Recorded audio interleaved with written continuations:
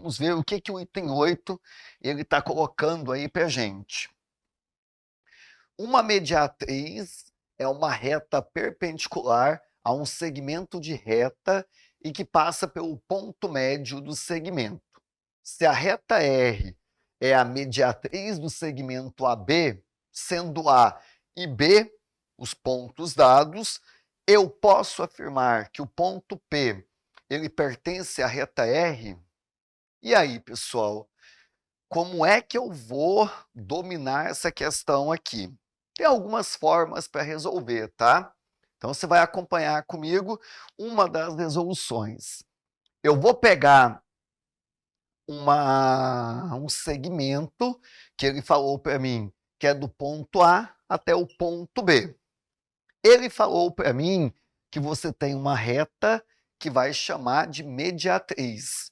E essa reta é a reta R. Muito bem. Definição que ele deu foi mediatriz, ela divide o segmento ao meio e forma um ângulo de quanto? 90. Muito bem. E aí ele está perguntando se esse ponto P, que tem abscissa 6e, ordenada menos 5, pertence exatamente à reta R. Ah, professor, que vai ter um ponto aqui que pertence à reta R, e esse ponto tem aquele perfil?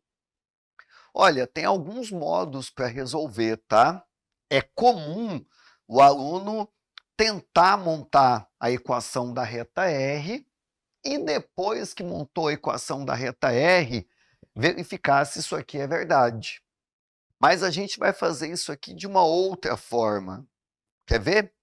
Existe uma propriedade que fala o seguinte: qualquer ponto que pertence à mediatriz, a distância que ele está a cada uma das extremidades do segmento tem que dar o mesmo valor. Geralmente a gente vai pelo primeiro caminho que eu falei. Monta a equação da reta R, verifica se esse ponto está na reta. Mas aqui você vai guardar um conceito que foi o mesmo que você usou no item 1. Qualquer ponto que está na reta chamada mediatriz é equidistante dos dois pontos que formam o segmento AB. Então, você vai calcular a distância do ponto P até o ponto A, depois você vai calcular do P até o B e ver se vai dar o mesmo valor. Então, vamos lá. O ponto A, eu vou anotar aqui para você, 4 e menos 1. O ponto P é aquele que eu vou testar. Já vou testar de uma vez, hein? Então, vamos lá. Pega o x do ponto P menos o x do ponto A e eleva para mim a 2. Mas você vai pegar o x do ponto P e vai diminuir do x do ponto A. E vai elevar isso aqui a 2 também. Aqui eu vou ter o quê? Aqui vai ficar 2, eleva para mim a 2, fica 4. Menos 5 com mais 1 vai ficar menos 4, eleva para mim a 2, vai ficar quanto aqui? 16. E aí o nosso resultado, ele dá 20 dentro da raiz. Tem raiz exata? Não, vou deixar como está. Agora eu vou pegar a distância do ponto P até o ponto B. Vamos fazer a mesma ideia. O ponto B, ele vai ficar 2 e menos 7. Vamos lá. Eu vou pegar x do ponto P menos o x do ponto B, eleva para mim a 2, y do ponto P menos o y do ponto B, eleva a 2. Aqui vai ficar 4 elevado a 2 dá 16. Aqui vai dar menos 5, menos com menos mais. Aqui vai dar menos 2, eleva para mim a 2, 4. Olha que bonito aqui, gente, ó. Também deu raiz de 20. O que eu constatei? Que o ponto P, a distância que ele está até o ponto A é a mesma que ele está até o ponto B. Logo, esse ponto pertence à mediatriz. Esse é um item correto. Um item bom, hein? Nada de montar reta, nada de fazer equaçãozinha ioiô michiochô da reta, como muita gente faz. O segredo aqui é isso. Qualquer ponto que pertencer à mediatriz, ele tem que estar à mesma distância de cada extremidade do segmento. Do P até o A tem que ser igual ao do P até o B. Foi, o item está correto. Muito bem. Recomendo que você depois tente fazer o item 8 usando aí a ideia de equação da reta. Vamos para o penúltimo item, tá? Vamos para o penúltimo item ver o que ele está pedindo. Geralmente, tá? Ocorre esse fenômeno. Nos dois próximos itens, é comum aparecer assim na prova da federal. É um assunto que a gente chama de cônicas. É comum ter um item aí, geralmente, de uma das cônicas, pelo menos. Olha o item 16 aqui. A gente vai matar esse item de um modo muito simples, tá? Ó, se uma parábola tem vértice na origem, eixo de simetria coincidindo com o eixo x, e ele passa por esse ponto P, então uma equação que descreve a parábola é essa daqui. Pessoal, você pode fazer o desenho bonitinho, tá? Se você fosse montar o desenho, ele ia ter esse perfil aqui, ó. A minha parábola ia ter, na verdade, esse formato. Só que antes de tentar montar a equação, a gente vai fazer uma coisa que é muito importante quando eu trabalho com geometria analítica. Sempre quando você trabalhar com geometria analítica e ele der a equação da figura que ele está colocando, e ele fala que essa equação passa por um ponto, verifica se realmente esse ponto ele está na equação, ele satisfaz a equação. Porque se ele não satisfazer a equação aqui, essa equação ela está falsa. Então, como ele deu que tem um ponto que eu vou chamar de P, tá? Que tem abscissa 8 e ordenada 2, ele disse que está na minha parábola, significa fazer o quê? O teste aqui. Vou substituir o x por 8, que é o primeiro valor, e o y eu vou substituir por 2. Para ele realmente pertencer a essa parábola com essa equação, o resultado antes tem que ser igual ao depois. Aqui vai dar 8, aqui vai dar 2 elevado a 2, 4. Ixi, quando você multiplicar, isso aqui já não é verdade, pessoal, ó. O item está falso.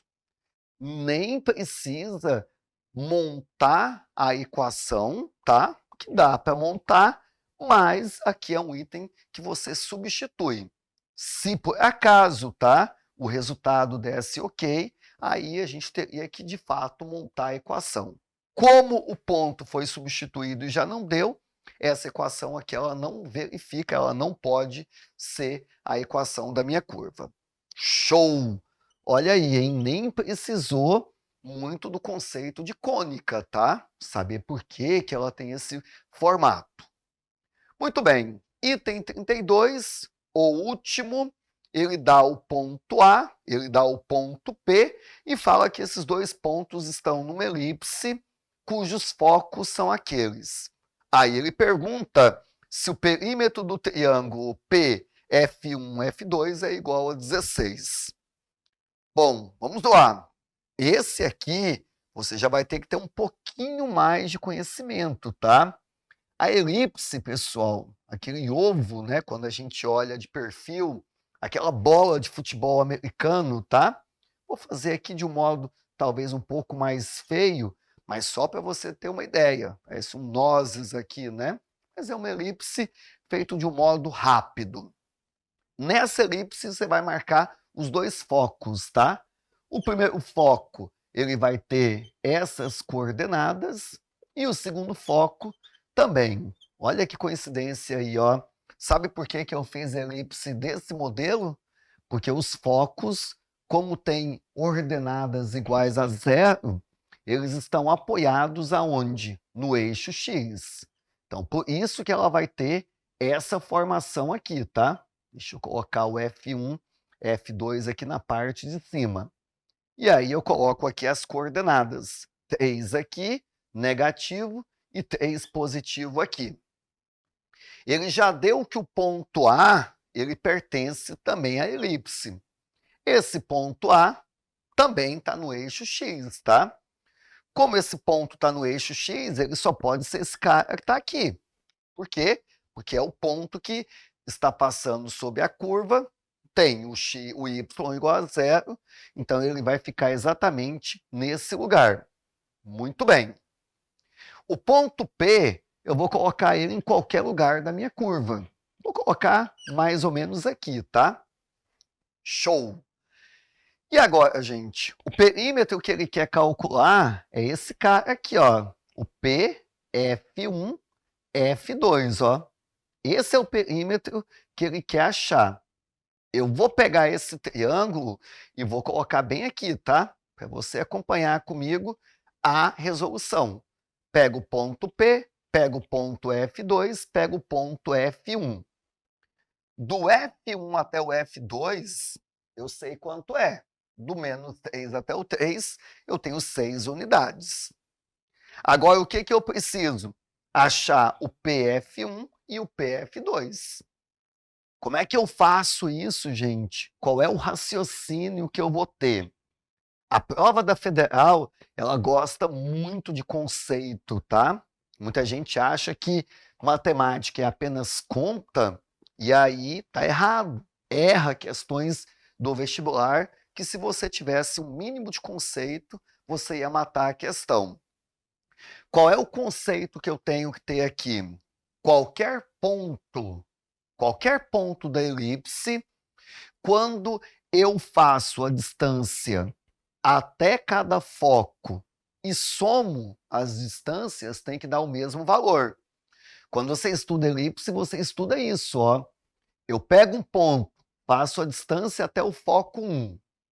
Depois pego o mesmo ponto, faço a distância até o foco F2. E somo, essa distância ela tem que ser a mesma para qualquer ponto. Ela tem que ser a mesma para qualquer ponto. Então, quer dizer, professor, que como o ponto A ele é um ponto da elipse, quando eu pego AF1 mais AF2, essa distância ela tem que ser a mesma que essa. E essa distância que está aqui tem como calcular. Do A até o F1, é só eu andar daqui até aqui no eixo X. Até aqui é 5, porque aqui é o 0, e daqui até aqui é o 3. Então, essa distância aqui é 8. Professor, a outra distância até aqui, eu vou do 5 até o 3, 2. Quando eu somo, vai dar o que aqui? 10. De novo, tá? Daqui até aqui, eu vou andar do 5 até o menos 3, eu ando 8. Daqui até aqui, do 5 até o 3, eu ando 2, no total eu ando 10. Se essa distância aqui é 10, essa daqui também é 10. Agora, por que aquela soma é importante? Porque o perímetro, professor, que é o que ele está pedindo, é você somar todos os lados. Então, vai PF1 mais PF2 mais a parte de baixo, que é 6. Muita gente tenta calcular 1 por 1. Não. Esse conjunto aqui, você já calculou. A distância de um ponto até o foco mais a distância do ponto até o outro foco é sempre o mesmo valor, que aqui no caso é 10. Eu vou somar com esse valor, olha aí quanto é que vai ficar, 16. E é exatamente o que estava no item, tá? Então, o item 32 para a gente, um bonito item conceitual, é verdadeiro. Essa questão, ela teve 1, 2, 4, 8, 16, 32. Ela teve 6 itens, tá? A metade dos itens aí eram verdadeiros. Item 32, item 8 e item 2. Provavelmente, tá? É a questão com menor índice de acerto. Geometria analítica vale a pena estudar para ganhar uma pontuação também, tá? Um abraço, que a matemática esteja com vocês.